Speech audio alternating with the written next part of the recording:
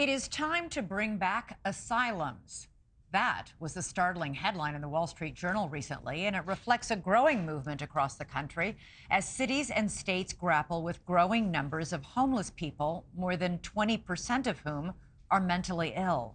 There has been several high-profile examples of mentally ill people becoming violent, shoving commuters into oncoming trains, or punching people who are just going about their lives.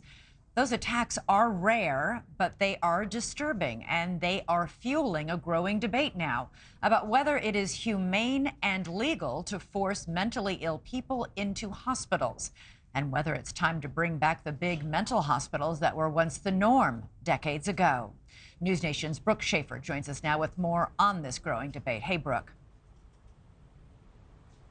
Yeah, hey, Elizabeth, you said it. As cities and states across the U.S. look for ways to tackle our nation's homelessness crisis, there is one idea that certainly has people talking, an idea to bring back mental health institutions.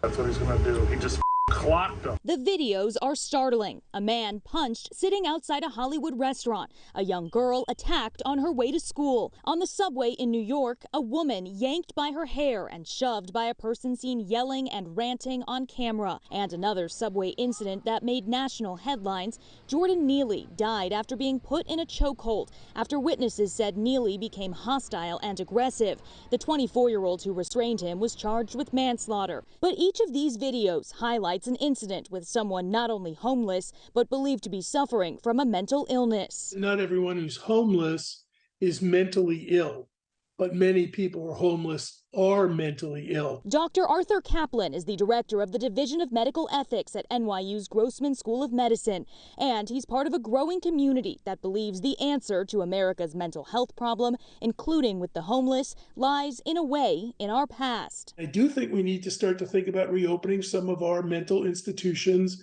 homes for the mentally ill. They shouldn't be on the street. The earliest recorded mental health institutions opened in the 1750s. By the mid-20th century, the U.S. National Library of Medicine says mental hospitals housed over 500,000 patients. But over the years, the mental asylums turned to extreme measures. By the 1960s and 70s, most psychiatric facilities closed. It's got to be closely regulated. We know what went wrong in the past. But to argue that we're just going to leave a significant number of people running around on the streets with mental illness, that's not humane, that's not ethical, that doesn't do them any good. But some homeless advocates disagree with the idea of bringing back mental institutions. We definitely oppose any version of quote-unquote treatment which necessitates taking people's rights away. Carlos Watkins is the development coordinator at the Coalition of Homelessness in San Francisco, a city where major businesses have vowed to leave the tech hub amid rising crime and a homeless population that soared to roughly 8,000 people. There's plenty of people now who want to get mental health treatment who either have been told there's not enough space, they're on a waiting list, or they can't afford it, or they just don't know how to navigate the system. So where there's all this voluntary need, it doesn't seem like the correct response is to invest in involuntary programs. Across the U.S. tonight, an estimated roughly 600,000 people are believed to be homeless. The National Alliance on Mental Illness says about 21% of them suffer from a serious mental illness. Elizabeth? All right, Brooke, thanks so much. Thanks so much for watching. Go to joinnn.com to find NewsNation on your television provider.